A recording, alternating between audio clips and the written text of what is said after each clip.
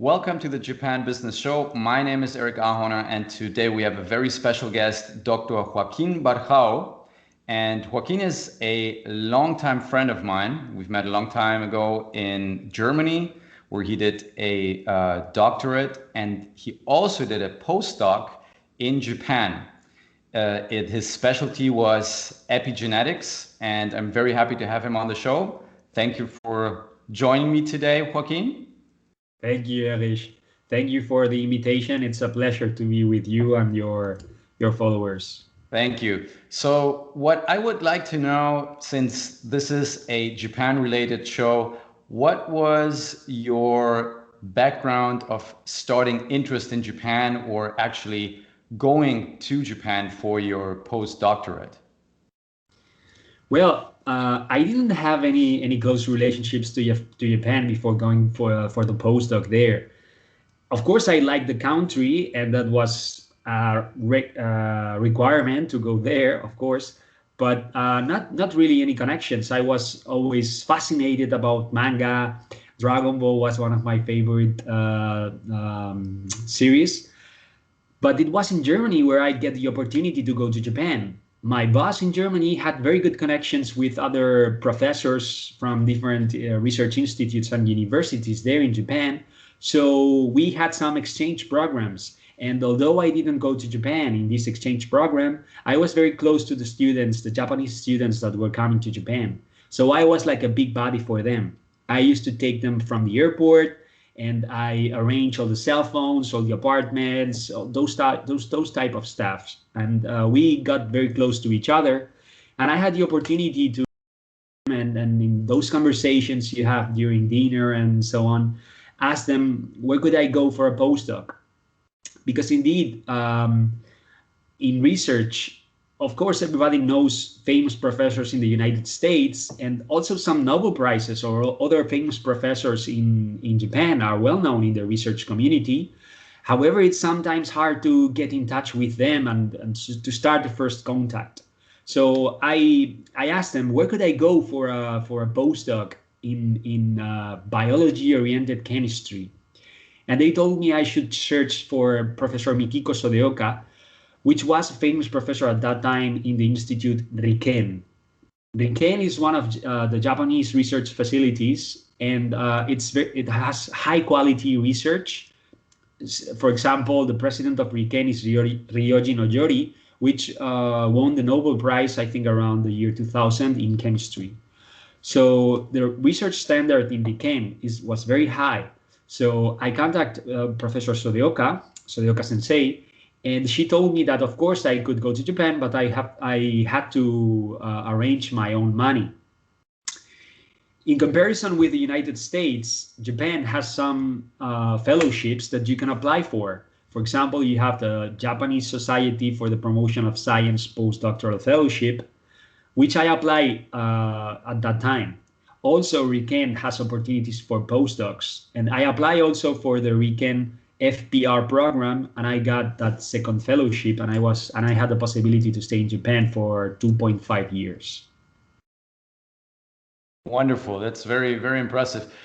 Out of curiosity, did you have some concerns that you will encounter any cultural differences when you first went to Japan?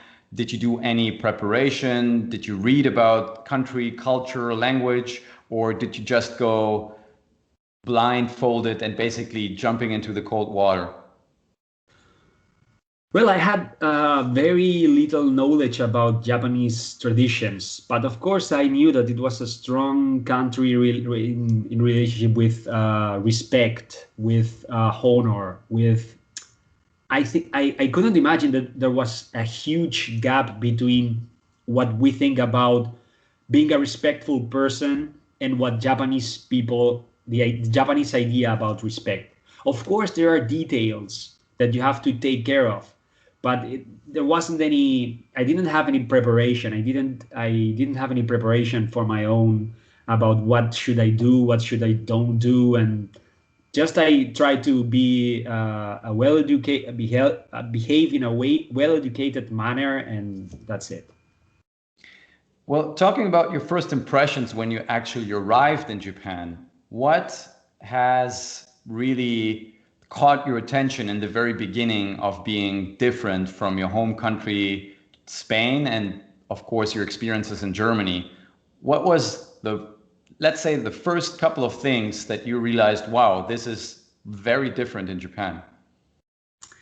Well, of course, this is my personal opinion. This is not a sociology expert opinion, but I would say Japan has some social issues that are, of course, due to their traditions, their way of working, their culture in general. It's a very happy country, but it's a country that appears to be happy. For example, in Europe, in Spain or Germany, which are the two countries that I know better in Europe, things are serious. If you go to the metro, you are not going to find like a funny character wagon trying to introduce you, hey, here is your station, or a bird or any type of animal trying to show you the way to your station. Or if there is some advertisement from the government trying to give you some instructions about how to go to the beach or anything, it's going to be something serious in Europe. But in Japan, it's going to be an animal, a kind of friend that will give you the instructions how to behave or how to do this, how to do that. That was a big difference with Europe. Also, spirituality. I think in Europe we move away from our spiritual tradition, which is Christianity in most of Europe, and we try to don't have anything to do with that anymore. Although in Spain is a highly traditional Catholic country, but people now are not behaving in that way anymore. I think Japan is still a Buddhist country, and you can see it in the way they behave. And also there are temples everywhere. Although it's not like I am not an expert in Buddhism, but they try to behave in that way, trying to don't bother the other and just stay in your space. I think that's a big difference with Spanish people, that we are usually very loud. We like to use our freedom and do whatever we want, of course, with limits. But I think it's one of the limits. However, I have to say as well that we had the sense of humor, had some surprising coincidences. Sarcasm, for example, sarcasm is very common in Japan. If you see some manga series, you will, for example, Shin-chan or any those types of things. It was very funny to see how someone was being ironic and the others were laughing or being like, "Are you dumb or what?" And that's also very common in Spain. So we have some coincidences as well, surprising coincidences, although we are so far in space. Yeah, it's very interesting, and I fully agree. So the first thing that you were mentioning about all the funny or joyful characters that they have in Japan and the manga culture and so on, we certainly don't have that in Europe, and also here in the US, that's not really existing. But Japan started to monetize this kawaii culture, so kawaii for cute, and they started in the Abe administration time, they started something called where they would try to export specifically those parts of the culture that were already appreciated by so many people around the world, not only focusing on those that were interested in manga and anime culture, but trying to broaden it to another level to help Japanese companies in that industry of manga, of anime, of any kind of merchandise to export more to foreign countries. And it did work to a certain extent. But I have to agree, speaking from experience myself, working in Japan for nearly 6 years, I have to say that it is true that once you are in the society, in the system, there is not as much kawaii or cuteness towards the work style that you have. The social pressure is very strong, and that kind of ties in what you've mentioned about spirituality. and Buddhism and Shintoism, which most Japanese are both. They're Buddhist and Shintoists. So usually you get married in a Shinto shrine, but you have a funeral Buddhist way.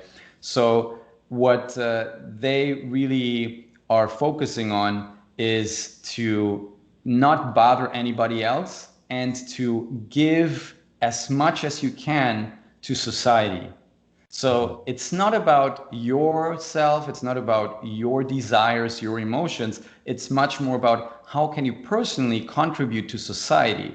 Because the moment you think about yourself, it is bad karma. So that's how they really say, I need to become part of the society, I need to contribute, otherwise I have no worth on living or being part of the society. Most of it, it's not very conscious, but you get ingrained all those traditions and mindsets while you are a child, obviously, by your parents. So it's very traditional, but very, very interesting. So talking about the work that you were actually doing, did you have a very international environment, or were you working only with Japanese? It wasn't very international. I was in a research lab where Professor Sodeoka was the boss, and it was structured in 4 subgroups. So I think there was a Korean guy in one subgroup. In another subgroup, there was a French guy, and I was the only foreign in my subgroup. I came back to Japan like a year after I left. I finished my postdoc, and I came back, and there were like an American guy and another Spanish girl there, but that's it. And my research group was among the most international ones in Riken, since Professor Sodeoka was doing a postdoc in the United States, and she's always abroad and many times in the States and also in Europe. I think from my viewpoint, probably I can speak from the research viewpoint, not from the company viewpoint. But in research, they really want to be open, and they can have like once a week, like a science cafe where researchers had to present their results in English. But I have to say that the English level was still low. And most of them prefer to send you an email, although they are like 2 or 3 desks behind your desk, than to speak directly to you. I think probably if you have more experience than I do, but I think this is for 2 reasons. The first one is because they are more fluent in written English than in spoken English. And the second reason is because they are shy. That's correct. It's the Japanese education system is still strongly focusing on written proficiency. I spent 1 year in high school in Japan, and the English teacher actually didn't really have the right English pronunciation. So he was always asking me during the class, Eric, can you please come to the front and read from the textbook so that everybody knows how the pronunciation is, what the correct pronunciation is. So this is one example that I fully understand. Most Japanese most likely are used to focus on the written English. Also, the interaction with foreigners is growing, but it is still not where it is in other countries. And therefore, obviously, they are not as advanced in the spoken language. This is one reason. And also the other reason in your case, what I would say is that they usually do not want to, as we talked about before, they do not want to bother you. Let's say you are in an important work and then suddenly show up and talk to you, and that would be very impolite in Japan. So what they try to do, they try to gently knock on your door with an email, and then they say, oh, excuse me, did you maybe see my email? So in addition to that, they kind of assure if they cannot explain what they want correctly verbally, they do not have the, let's say, they don't put any shame on themselves because they have the written part of it and they can refer to it if you do not understand 100% what they want from you. It happened to me many times. I've been working for Komatsu for 10 years. And although my Japanese proficiency did increase over the years, also working for that company in Japan for over 3 years, they still would send an email before they would start talking to anyone. Yes, it has its advantages and disadvantages, but everything is a bit slower. But I have to say, miscommunication doesn't happen as often in Japan because of that pattern of having everything written down and then talking about it. Mm-hmm. So it's interesting that you had many cultural experiences in Japan. Looking at Japan and Germany, because as a non-German, you have both perceptions. So that's very interesting to me, because sometimes I am German. I'm living in the US. I work with a lot of Japanese businesses. But what was your perception? Is it true that Germans and Japanese are in some aspects similar? Because some say the Germans in Europe and the Japanese in Asia, they kind of both have the same virtues and values, and they're both have no humor and are both a bit too serious and too stiff. What was your perception? Well, I think it's important to realize that my viewpoint is the Spanish viewpoint. Although I cannot say that I am the general Spanish viewpoint, I have the general Spanish viewpoint, but probably someone from Switzerland would say, oh, there's no difference between us and Germany and us and Japan. But from the Spanish viewpoint, I would say that the Germans have a strong idea of a strong culture of following the rules. So tradition, the cliches of German people are somehow true. In Japan, it's more or less the same. They have in common that they follow the rules as well. For example, if I am going to take the bus in Spain, mostly everybody would follow a queue. But sometimes they would not, and probably someone would try to get your position in the queue. It could happen, but in Germany that would not happen. Everybody's following the order. In Japan would be the same. Probably in Germany they would have this space between each other, and in Japan they would have this space between each other. I think because of geographical reasons, Germany has also influence from other countries surrounding Germany, like for example Spain or Italy or France, or countries with, or for example Germany has a lot of Turkish immigration. According to my experience, Japan has immigration from China, probably from Korea, which are other culturally related countries.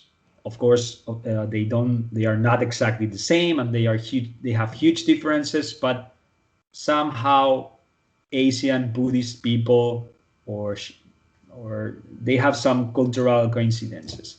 But Germany has more influences. So I think because of that, Germany is not as strict as Japan. Japan is more strict.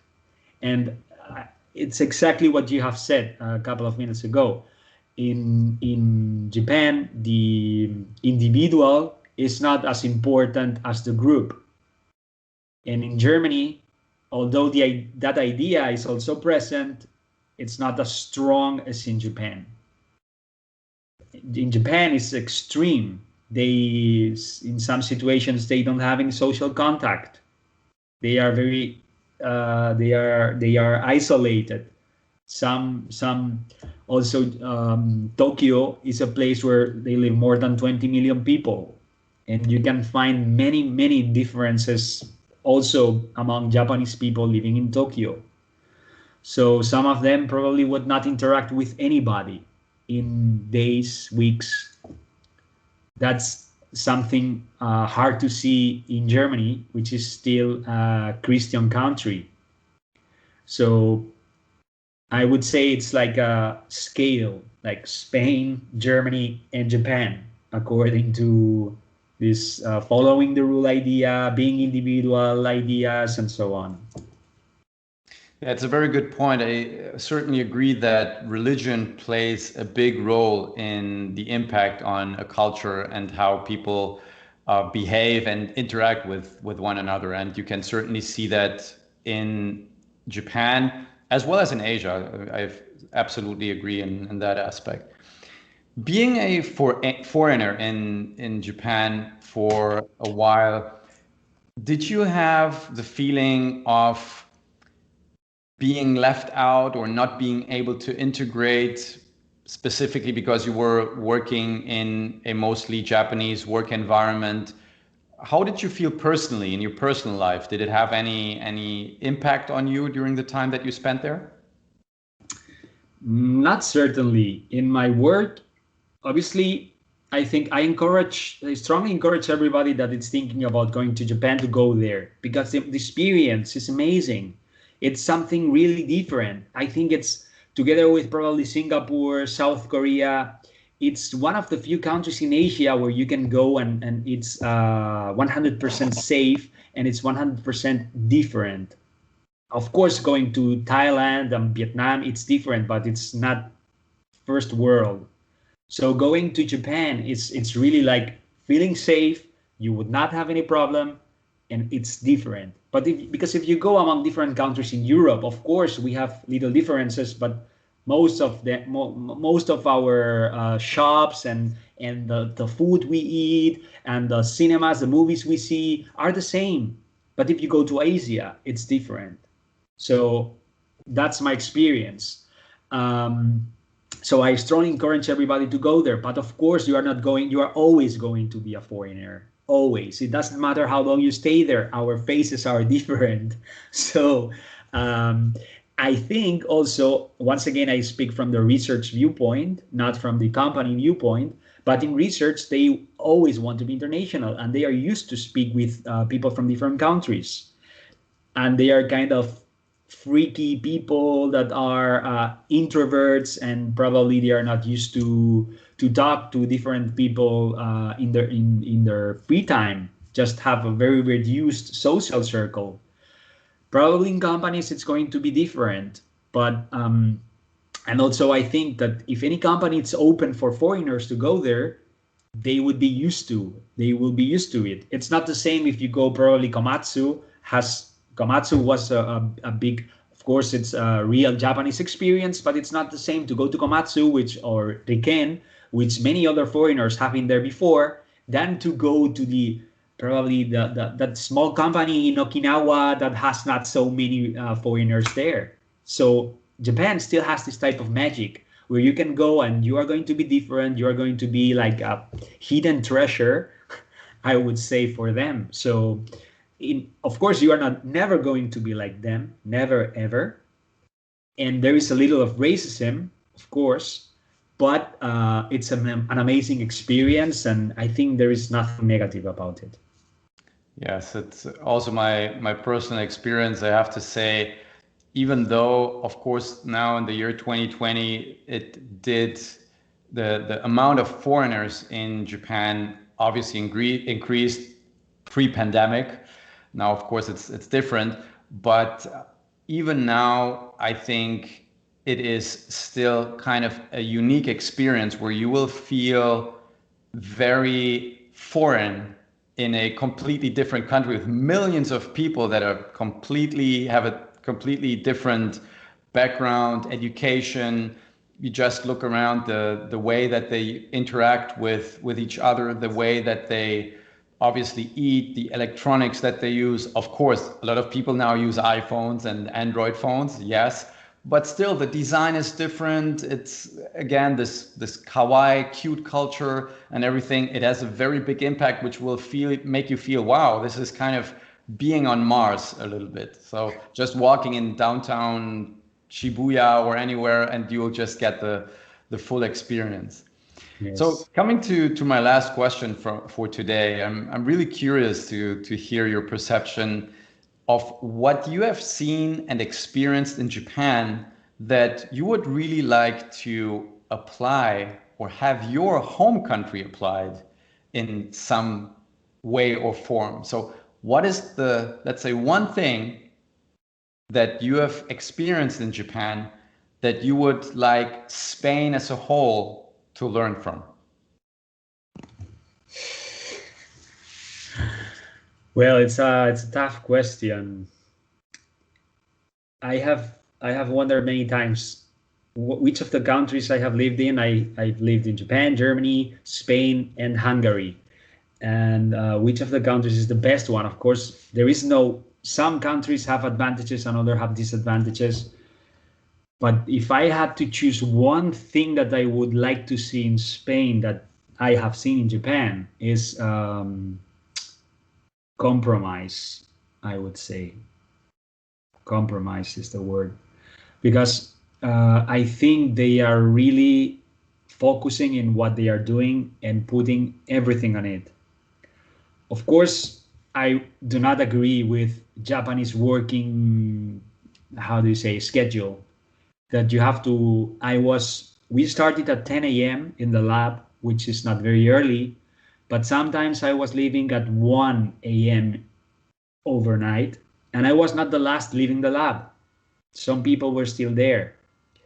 So this commitment that they have with their works and with their projects, it's something that I envy, something that I would like to see in Spain, because that way people would focus in things that I think are much more important than focusing in having material things or having social acceptance or having other things that we focus nowadays in Spain because of our culture, because of what other people will think. And that's not the way we should keep on doing things. Instead, we should focus more in objectives, in purposes, in contributing to society, in achieving things, in growing internally and externally as a person and as a society. I think that should be something that we have to learn. Spain has to learn that. Great. I think that's the right point to wrap it up. Joaquin, if people want to know more about you, if they want to learn about what you do, about your work, where can they reach you? Well, I have an Instagram account where I post mainly things related to health, and I finished studying medicine recently, and I am posting mainly in Spanish, so Spanish speakers are especially welcome. My Instagram account is dr.barjau, Barjau. Perfect. Joaquin, thank you again so much for your time and insights today. It was a pleasure to talk to you. And thank you to everyone for watching. See you all next time. This was the Japan Business Show. Bye. It was a pleasure. Bye. Bye.